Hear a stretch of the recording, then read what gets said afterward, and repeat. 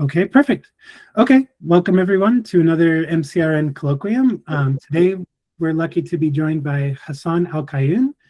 He's a lecturer in mathematical sciences at University College Cork in Ireland. He specializes in nonlinear dynamics.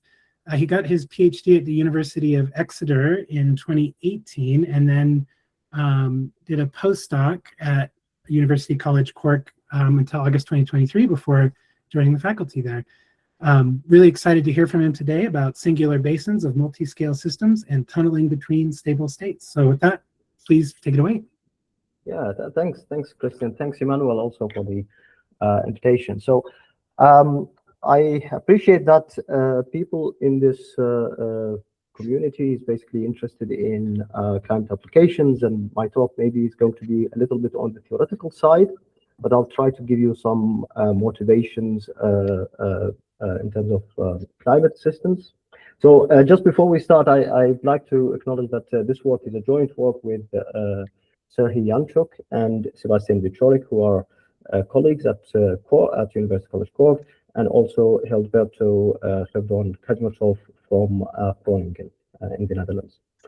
So I guess if I kind of asked people to draw some sort of like a sketch of the Atlantic meridional overturning circulation, the AMOC, then most likely they will draw something like what you see here in the picture, where the warm and salty water come from the tropical southern Atlantic to the northern Atlantic, and where it kind of cools down and kind of get mixed with some fresh water and sink in, and then kind of flow back in kind of like undercurrent to the southern Atlantic.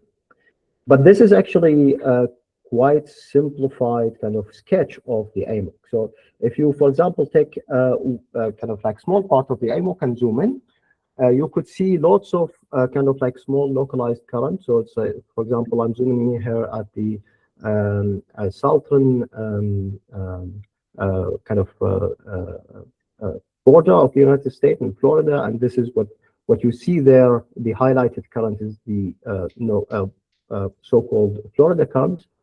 And then you can see there are sort of like a small currents around, and when you basically sketch the full kind of AMOC sketch, what you do, you basically average out all of these kind of like small oscillations.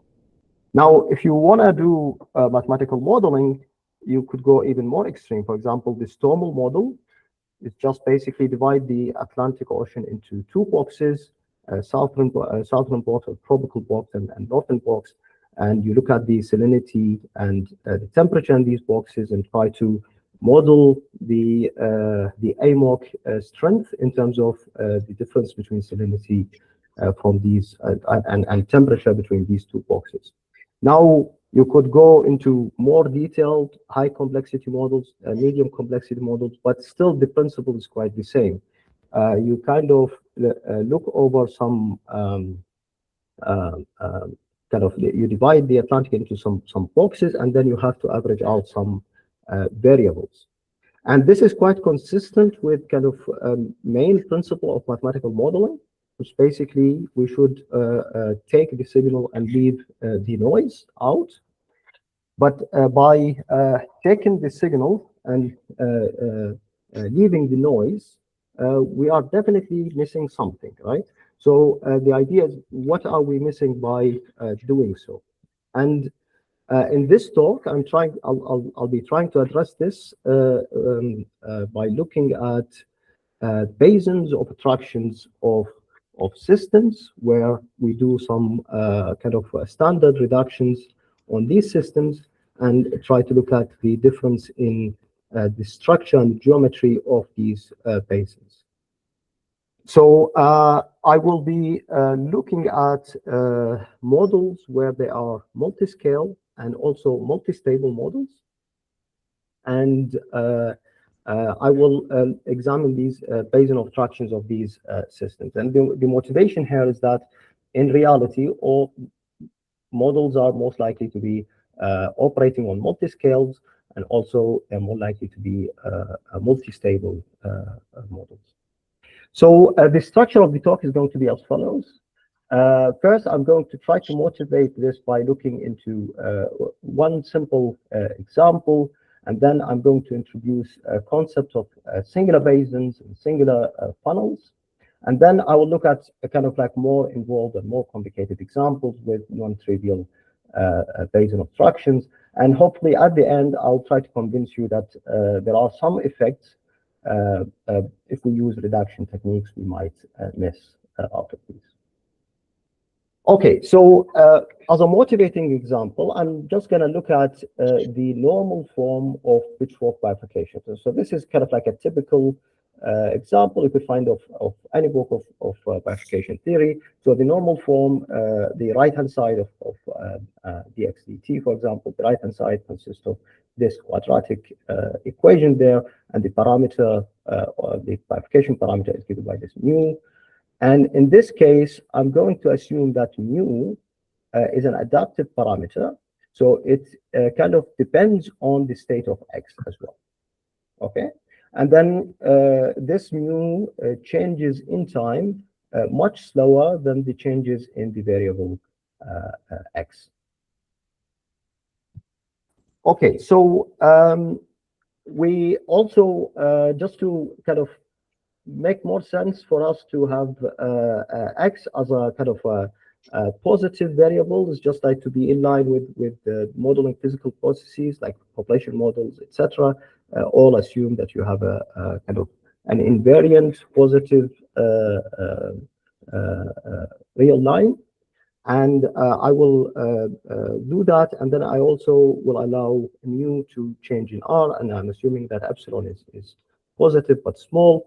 And then you could do a kind of slow reduction, or you could look at the critical manifold of this system by fixing x dot to be 0, and then your critical manifold is given by either x equals 0 or x equals the positive square root of mu. You could sketch this, and you see that the critical manifold x equals 0 is stable or attracting whenever mu is negative, repelling whenever mu is positive, and the positive square root of mu is going to be always repelling. Now, I point out that there is the point at the origin when x is equals mu equals 0. This point is non-hyperbolic. It's not quite important for this talk, so I'm just going to ignore it for now. And later on, I'll show you a modified example where we don't have a non-hyperbolic point. But just keep in mind that this point at the origin is non-hyperbolic now. And then you can see that for each value of mu, the layer system would have a stable equilibrium. Now, if you look at the null line for mu, so now we look at the full system, then you can see the null line intersect the critical manifold with 3 points. So you have two stable equilibria. These are E1, E3, and then one subtle equilibrium at E2. And the system is basically bistable whenever A, the parameter in the mu equation, is larger than 2 the square root of B. Okay, so I'm going to use the fact that this system has a kind of a stable equilibrium in the layer problem for each value of mu, and I'm going to reduce the system into the slow system. Okay, and this is also known in the literature as adiabatic elimination. So I'm going to look at the mu equation. I'm going to replace x by this square root of mu multiplied by the Heaviside function. So the Heaviside function takes a 0 whenever mu is negative, and then you end up at this stable manifold, or this attracting manifold, and it takes 1 whenever mu is positive, so you end up at this attracting manifold, which is the square root of mu. Now, this is a one-dimensional system, so it makes sense to look at the potential of the system, and you can just integrate, multiply by negative, and you get the potential quite easily. And the potential, as you would expect, is bistable. You return the two stable equilibrium, E3 and E1, and then the boundary between them, or the boundary of the basin of attraction in the reduced system, is given by this unstable equilibrium. So E2 is a saddle point in the original system, but in the reduced system, it's unstable, and it gives you the boundary between these two equilibria. Now, if you don't know anything about the system, the original system itself, and you just look at the reduced system, you would think that the basin of attraction is given by this value of mu, which basically the value of mu at E2. So maybe you would think, as a first order approximation at least, you could divide the basin you could divide the phase space into two basins, and then the boundary between them is just this E2. But we know that this is actually not the case, because E2 is a saddle point, and this saddle point has a stable manifold, and this stable manifold basically formulates the basin, the boundary of the basin of attractions. Now, if you look at the lower branch of the stable manifold of E2, it actually kind of expands backward in time and gets exponentially closer to the slow manifold given by the unstable slow manifold given by x equals 0 and mu is positive. Now, because it's kind of attracted exponentially to that manifold, this means that for any positive mu, there is a kind of like an interval of measured non-zero, right, between the stable manifold of E2 and the slow manifold of the system. Now, this means that if you are, let's say, at E3, you could induce a transition from E3 to E2 by perturbing only in the fast direction. So if you are here at E3 and you kick the system so that you reach this small channel over there, then you could funnel out to E2 because now you are in the basin, to E1 because you are in the basin of E1.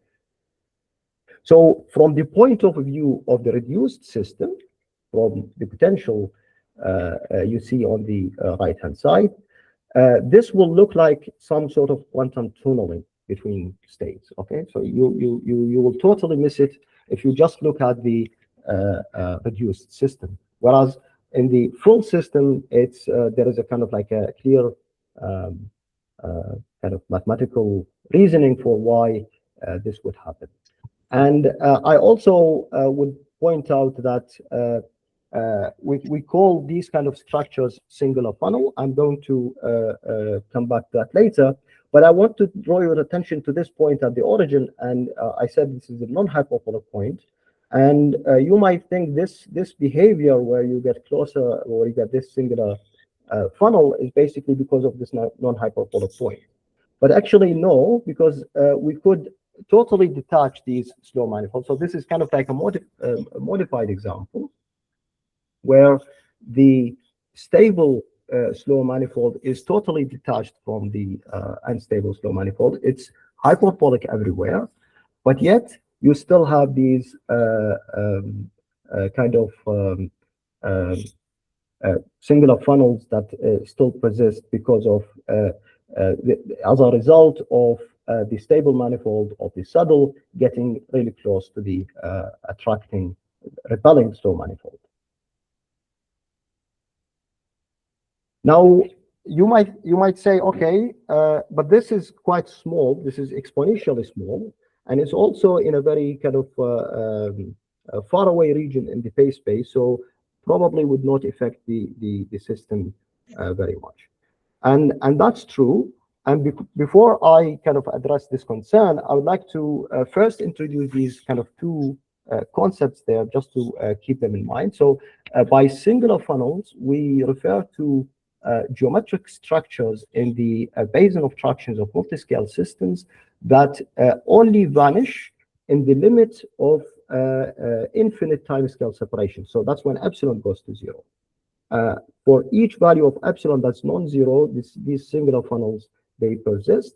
And only when you set epsilon equal to 0, like in this case, that this is the pitchfork normal form example, so these singular funnels vanish.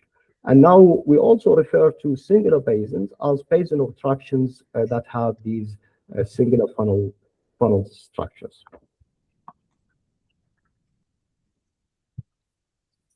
Okay, so now let's look at kind of like a slightly more involved example with a kind of a non-trivial singular funnel. So I started my talk by kind of looking at the AMOC, and this system, even though it's a kind of like a toy model, it's an adaptive kind of like an oscillator with adaptive frequency. But you could also motivate it by looking at some kind of like current examples. For example, like the AMOC, for example, it's affected by the carbon concentrations in the atmosphere. But the dynamics of the AMOC itself affect other parts of the Earth system, such as the Amazon rainforest, for example, and this would affect the overall carbon in the atmosphere. So in a way, the AMOC is affected by the whole atmosphere, but at the same time is kind of like affecting the atmosphere itself. So there is kind of like an adaptation process, like as a feedback between AMOC and the whole atmosphere. Now you could think of this as kind of like the same manner. So you have a phase oscillator given by this phase phi, and we have the frequency or the base frequency of the oscillator, which is mu, which is omega, added to some parameter mu, and mu is actually changing in time very slowly, and then the change will depend on phi itself. Now the coupling there involves some phase shifts just to get some sort of asymmetry that makes the analysis of this model kind of like easier.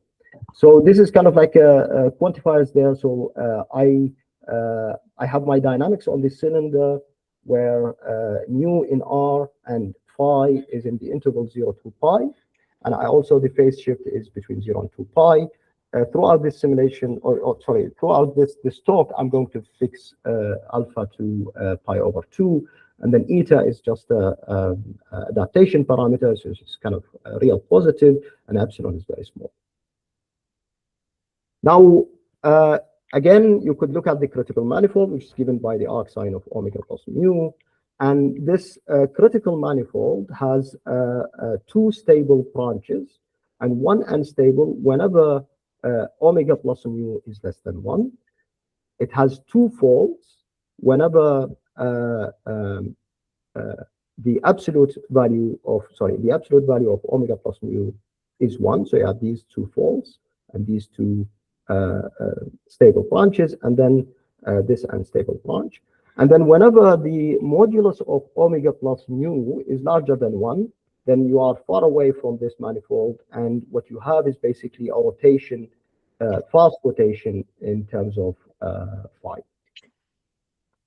Okay. Now you could look at the full system, and then the full system is actually it's bistable. Yes. We have a stable equilibrium given by this E1. We have a stable rotation in phi, so this is stable fast rotation. I'm going to call it gamma C. And also we have a saddle fixed point E2, which is kind of, it's also similar to the last example, is going to be the boundary of the basin of function. Now, in this case, we can't do just simple reduction in terms of like adiabatic elimination, because for certain values of mu, we do have stable manifold nearby, but for some values of mu, we don't. But that's fine because these are very fast rotations. So we could do averaging away from this interval where the modulus of omega plus mu is less than 1, and then away from this interval we just do averaging. Okay, So the averaging is actually reasonably simple. You can do it by hand, so you can do it analytically, and we do that in the preprint. But I'm not going to present it here. I'm just going to say I'm just going to give you the formula for the averaged system, and the formula of the average system is a piecewise system where you have this factor big omega of mu that takes a certain value, this value inside the interval, and then outside the interval takes this other value. Now, this is again is a one-dimensional system where you could also look at the potential of the system, and the potential of the system is going to be kind of also reasonably easy to calculate. It's just a horrible formula. I'm not going to fit it into the slide. So instead, I'm just going to plot it in this figure there. So you see, it's a double wall potential for you have the fast oscillation averages out to a single equilibrium for the average system. I'm just going to call it gamma C. And then you have the stable equilibrium of the system. You return it in the average system, and that's E1. And then the saddle equilibrium of the full system is going to be a source or unstable equilibrium in the average system, which gives you the basin boundary between gamma C and E1.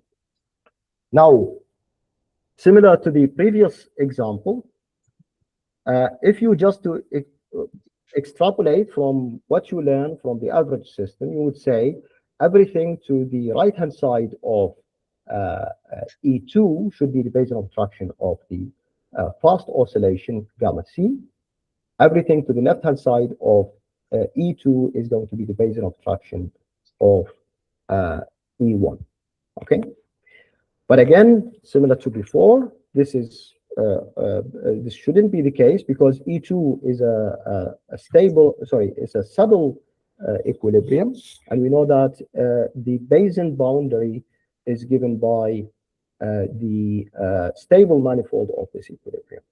So the stable manifold of this equilibrium on the circle now will have kind of like a very special geometry, right? So if you take the upper branch of the stable manifold, if you start like near here, for example, and then integrate backward in time, so you could follow the stable manifold up to when you reach phi equals 2 pi, and then you have to rotate back and start from phi equals 0, and then you follow it up there, and then you keep going to negative or minus infinity in.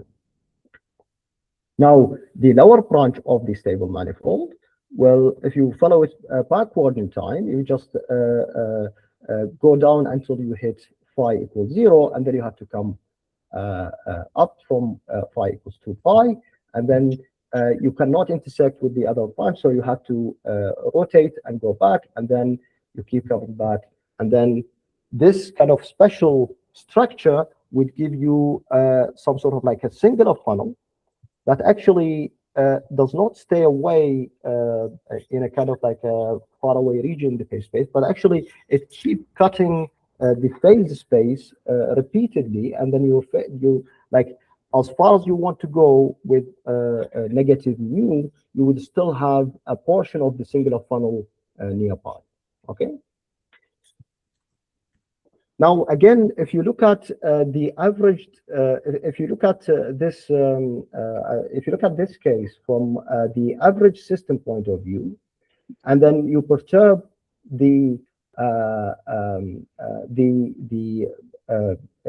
equilibrium, or if you are nearby the equilibrium E1 and then perturb it in the fast direction, you might hit part of the singular funnel, which means that you transition from the equilibrium or tunnel from the equilibrium to the fast oscillation, and you wouldn't be able to see that in the average system. So it's also going to kind of appear kind of a tunneling between states.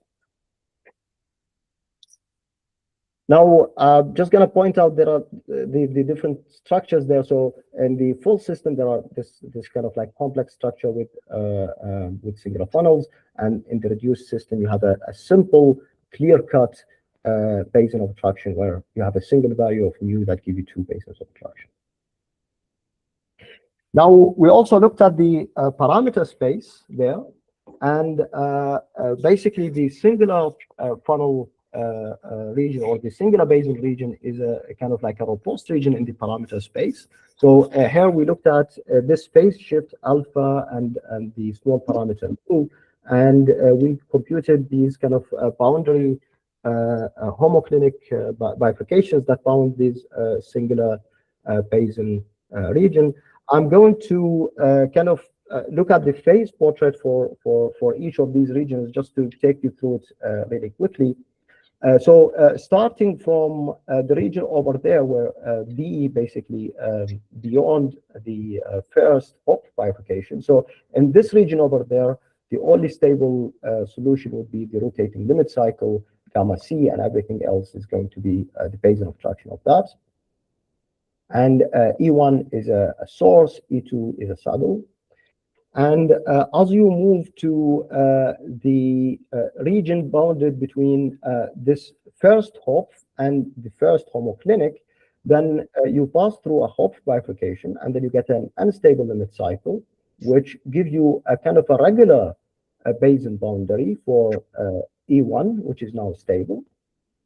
And this regular basin boundary now, if you move to the homoclinic, this limit cycle intersects with, or tangentially intersect with E2 and give you a kind of like a regular homoclinic. Now I'm going to jump from the point C over there to the point E over there inside this kind of bubble. And inside this bubble, the basin boundary between E1 and the rotating limit cycle is given by this unstable rotation, which is gamma gamma U. And now, if you try to move away from this region there, you go to the point F, where you have this homoclinic, the second homoclinic, and this second homoclinic is kind of is different than the regular homoclinic that we saw earlier, which is basically when this unstable rotation gamma U intersect tangentially with E2. So you have the homoclinic here is because of the cylindrical the geometry on the cylinder basically. Now you move away from the homoclinic bifurcation, and then you get these so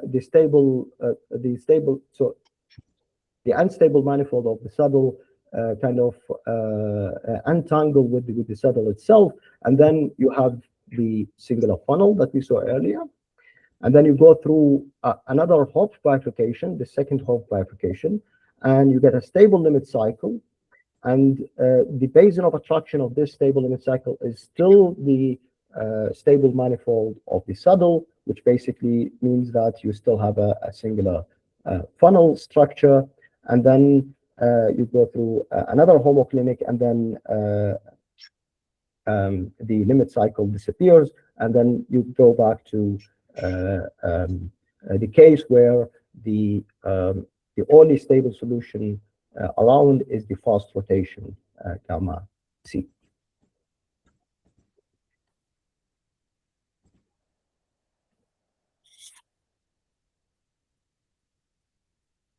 Okay, so if we can look at one kind of oscillator with adaptive frequency, why not look at a network of oscillators with adaptive coupling? Yes, so you can generalize the system to uncoupled adaptive oscillators. And the example in the paper, we looked at kind of like a higher dimensional example. But what I'm going to show you here is just an example of two coupled oscillators. And it's just going up by one more dimension. But the kind of basins you get is actually quite interesting, and pictures are even more pretty. So the the second, the two oscillator example, you could still do averaging and reduce the system. Now the averaging will kind of it's not quite as straightforward, but you could still do it numerically. So that's what we did here. We did the averaging numerically, and then you have a fast rotation there, which averages out into an equilibrium in the average system, and then you have a stable equilibrium, which persists in the average system, and then you have a saddle, which basically a repeller in the average system. And then you also have the case where now remember this is a the phase space here is three-dimensional, so the stable manifold of this equilibrium E2 is actually two-dimensional, and it's two-dimensional plotted on a torus. So you have two phase variables, that phi1, phi2, and they are both kind of plotted on a torus. So basically you have two sheets of stable manifolds that kind of like come closer to each other and so on, and give you kind of like a very interesting and kind of a pretty geometry of the singular funnel. So for example, if you look at a cross section in mu versus phi1, you could see they come close. Like this is kind of quite similar to the one oscillator case, but later on you could have all of these kind of pretty islands around where you could see some kind of a singular structure that leads to the basin obstruction of the fast rotation gamma C. You could also look at it in a different cross section, and then you see that these islands are basically having these kind of more singular funnels that kind of funnels out to the basin obstruction of gamma C.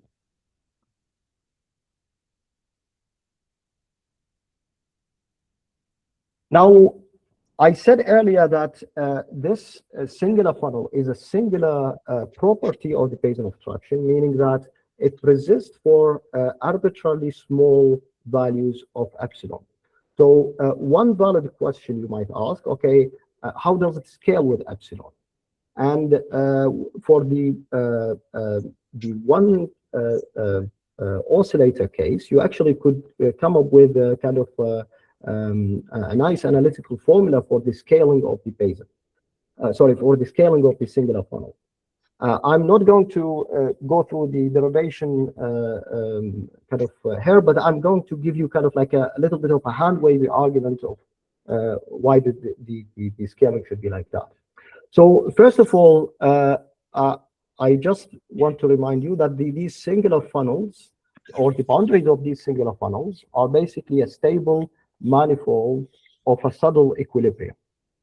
And this stable manifold of a saddle equilibrium comes quite close to a repelling slow manifold. Okay, so you can see in these pictures, maybe it's not quite clear when epsilon is quite large, but for epsilon is quite small, you can see that these two branches of stable manifold, they come very close to the critical manifold. And we know that by Finishel theorem, the slow manifold is just nearby. Okay, so now because the repelling part of the slow manifold is actually exponentially repelling, it's hyperbolic, so it's exponentially repelling in the slow time, and the slow time is proportional to 1 over epsilon. This means that it is attracting backward in time, okay, and also still with the slow time 1 over epsilon.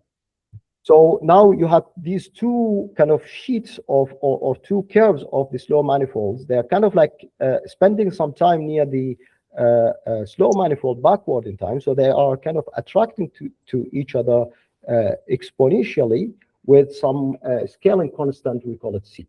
Okay. So this from this you could expect that. So if you start with a certain interval of certain length, you would expect this certain interval to shrink subject to exponentially with a scaling factor minus C. So you would expect the volume or the width of these singular funnels to be exponential of minus C over epsilon. And so just to test this, we did some multicolor simulation. So I'm going to talk about this left-hand side figure first.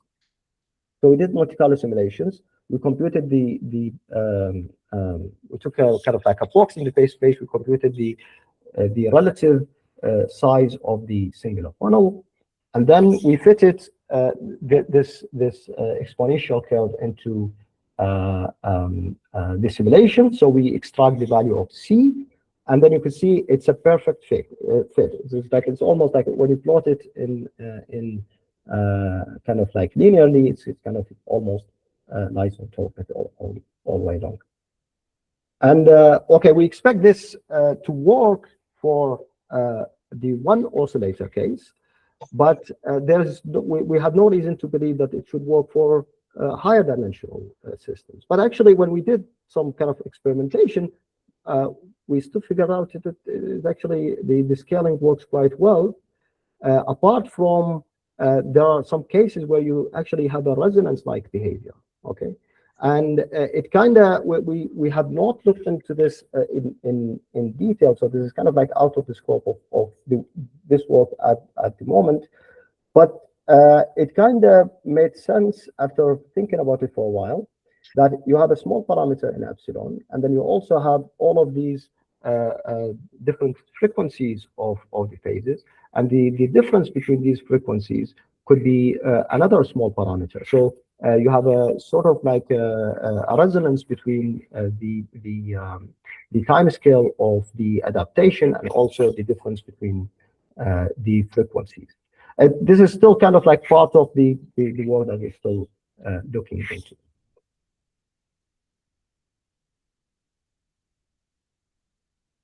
Now, just to finish off, I know that people are kind of in this particular kind of research network. Kind of some of us are interested in tipping points and rate-induced tipping, for example. And I spent some time looking into rate-induced tipping problems. This is a kind of a schematic figure from Ritchie et al. 2023. Where we kind of sketch what does it mean to have a rate-induced tipping. So first of all, rate-induced tipping, if you have not come across it, is a sudden change in a system in response to the rate of forcing rather than the amplitude of forcing. So if you shift your system with a certain speed, you get kind of a sudden transition. If you slow down the shift or you slow down the forcing, you wouldn't get it. Now, this figure kind of illustrates the idea of threshold instability as a kind of like a sufficient condition for rate-induced tipping.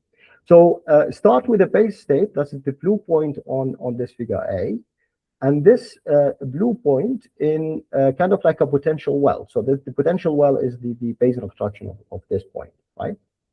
And now, if I am to shift this potential well kind of to this direction, so you see there, and this is my original potential well, and it's shifted over there. And now, all of a sudden, the original base state or the original equilibrium, the original base state would be outside of the new potential well. And because you have already crossed the hill of that potential landscape, you would expect it to deviate and go to an alternative state. Now, throughout the talk, I was looking at potential wells for the reduced system. Now, let's see if we can do some kind of similar simulations there. So I'm looking back at the single adaptive, the single adaptive phase with adaptive frequency, and now I'm changing I'm shifting the base frequency in time, subject to this kind of rate parameter R. And what I'm doing this kind of like famous shift where I use tanh. So I start with a base frequency omega naught. In this case, omega naught is minus 3.4. And then over time, I shift it by delta omega. And in this case, delta omega is 3.5. Now, if I run this simulation, you could see that as I am changing omega, I'm actually kind of deepening the well for this state, right? For this equilibrium base state. So because we are deepening the well, the equilibrium base state will always be inside its potential well, and it will never go to any alternative state. But remember, that's for the averaged system. Now, if you look at the full system now, okay, so this is the final, the right-hand side over there is the final case where we ended up in the same potential well. Now, I'm going to do the exact same parameter shift, but I'm going to do it for the full system. Now, my base state is this red dot is lying on the equilibrium of the stable equilibrium of the system, and you see as I am shifting now, the whole the whole phase space is going to shift to the right, and your initial state is going to lie in one of these kind of channels or part of the singular funnel, and then it's going to funnel out to the basin of attraction of the fast rotating limit cycle. I'm just gonna let this simulation finish again, just in case you missed it.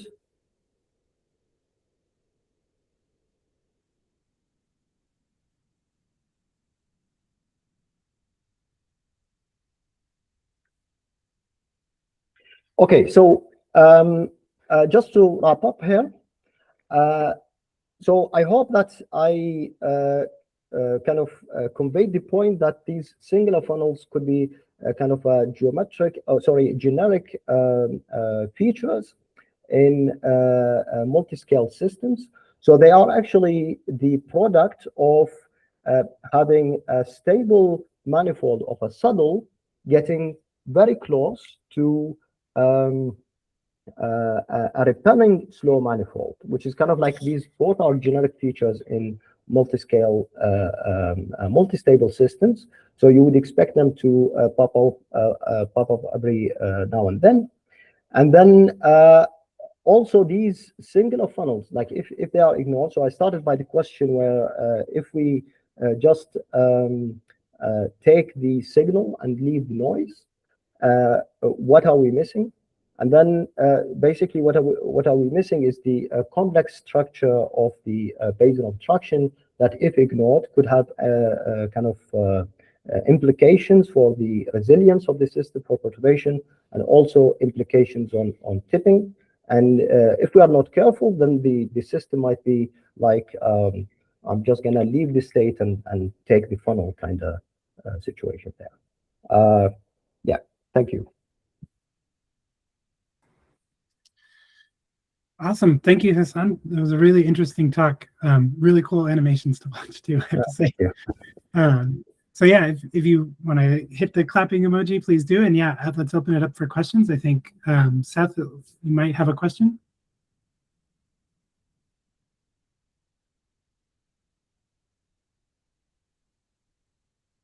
You might be muted if you're... I'm sorry, I thought that was a clap here. Oh yeah, that happens a lot. It does look like it. Okay. Yeah, I do have questions. Yeah, please, Manuel. That's okay. Very nice talk, Hassan. I really appreciate it. Thank you. When you were looking at the coupled oscillator case, right? So then there's a critical coupling parameter K that's very important when you look at that.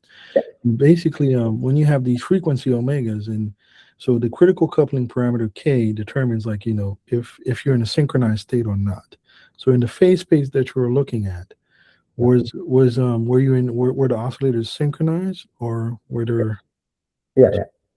So then does the phase space change if K is increased or decreased? Do you know? I did not play around with K, but I expect so, yeah.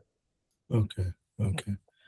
Another question that I have is so it looks like when you have the singular funneling in the phase space, it happens like, I don't know if it happens after a homoclinic bifurcation or before. Is it the case? That's the single oscillator case, right? It's in the single oscillator case, correct?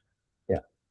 And sorry, could you repeat the question? Do you know, like, does it happen after a homoclinic bifurcation or right before it, or is there like behavior? This singular funnel? Yeah, the singular funnel. Well, it's actually had nothing to do with the homoclinic bifurcation, because you could see it, like you could see a whole parameter region there where you could have it, and you could be as far away from the homoclinic bifurcation as you want.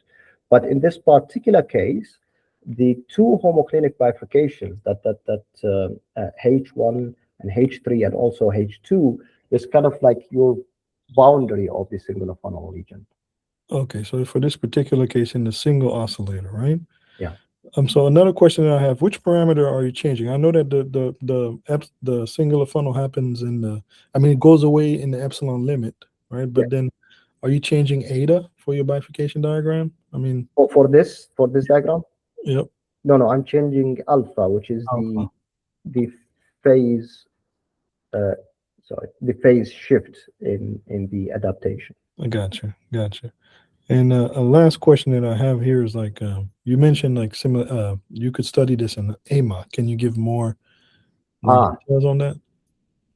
Well, I used it as a motivation, to be honest, but it's part of kind of like a future work that we are thinking of. So I also forgot to mention that like we just had this preprint out earlier in the year, so there's still kind of like ongoing project, and I would be kind of interested to hear any kind of feedback. But for the AMOC thing, so there is a couple of weeks ago we had this talk by Paul Ritchie where he looked at tipping elements and models of tipping elements and coupled together, right? So if you could think of the coupling as an adaptive coupling, because like all of these tipping elements would impact the climate, and the climate itself will have some forcing on these tipping elements. So you could have the reasoning that I gave there. So if you, I know there are a few papers by some of our collaborators as well on these. If you could couple them adaptively, then you have a slow adaptation, you have relatively fast dynamics in the tipping element. So now, can we find out these kind of like singular funnels phenomena in these systems or not? Yeah, it would be interesting to look at, and we are trying to look at. Yeah, because those coupled oscillators, you know, there's a model called the Kuromoto model. Yeah, and then they study this in like power grids and traffic controls and stuff like that. So I mean, that could be interesting there too. Yeah, definitely. Yeah, that's it. But thank you. Thanks very much. Thanks. I think Gareth has a question. Yeah, thanks, Hassan. Great talk. Yeah, my question I think was similar to the one that was just asked about the Stummel box model. You know, has two stable states, at least for some of the choices. I think in Stummel's original paper. So I think he has a spiral sink and a sink, and then maybe a cycle in between. But that's not what you're talking about, because that's just a regular old, you know, going from one kind of side of the diagram to the other. But you would need some kind of singular parameter to make this a singular funnel. Is that kind of what you're doing here?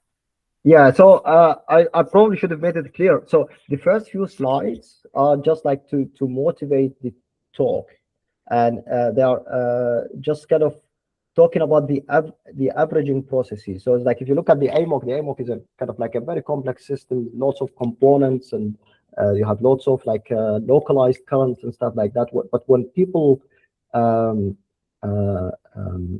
try to model it, they look at a much simpler idealized case. It's like the Stummel model, and by this averaging, like they do some sort of averaging there. So by this averaging, are we missing something there? And can we say, can we just say more formal things about it rather than just adding some noise there? And Gotcha. Our approach is to look at the basin obstructions of redacted models, basin obstructions of the original models, and then we tease out these singular funnels. Right. Okay, I got you. Yeah. So maybe I mean, I don't know that much about the AMOC, but I wonder if you could have two different timescales with the right, because doesn't the heavier water sink down and take a lot longer to get back? So maybe with two different timescales in the model, you could introduce a parameter like your epsilon there to get something where you have a possible singular thing in the limit. I don't know if that makes any sense at all, but Well, so what we are looking at, so my understanding is the main ingredients to get these singular funnels is that you need a stable manifold of a saddle get closer to a repelling slow manifold. And if you do that, then this is kind of will give you a singular funnel. Then if you can do that in an AMOC model with considering some slow parameters, then yeah, it will be worthwhile looking at. I think. Yeah. And I just have one more question. All your funnels seem to go from the right to the left, like from E3 over to E1. Is that just an artifact of kind of how the problem is set up? Yeah. As you could see, all of these examples are just like some toy models that we come up with, and we try to have them kind of mimic each other in a way, so it's easier to present. Okay. Cool. Great. Thanks. Okay. Okay. Great. Any other questions for Hassan?